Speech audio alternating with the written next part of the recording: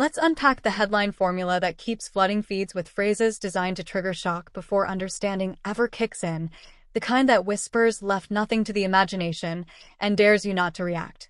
Because the goal isn't clarity, it's impulse. When a name like Naga Munchetty gets paired with language like that, the caption is doing most of the work, nudging emotions ahead of facts, and that's exactly why this conversation matters. In reality, most of these viral posts exaggerate what's actually happening in the image itself, which is usually just a confident outfit, a sharp silhouette, or a perfectly ordinary public appearance.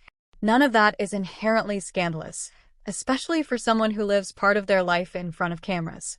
The so-called shock comes from framing, not fabric.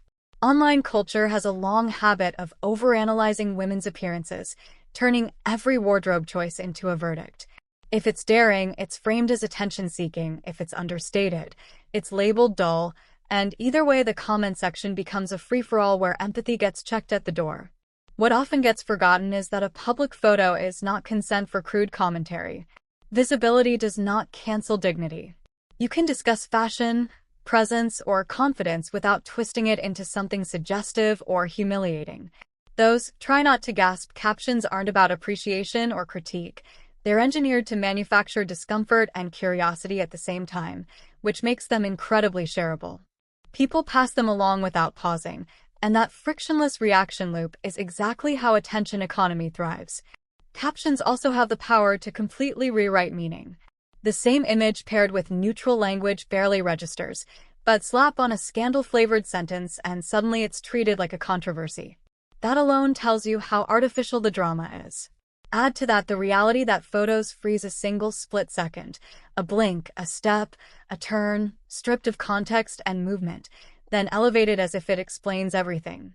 Judging a person from that fragment is a trap many fall into. A better approach is simple but powerful. Stay human.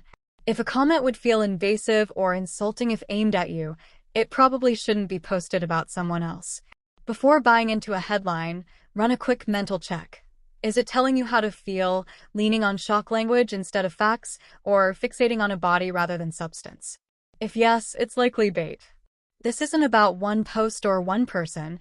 It's about resisting a system that trains us to treat people as clickable moments instead of real individuals. Respect is the real rebellion in a culture addicted to outrage.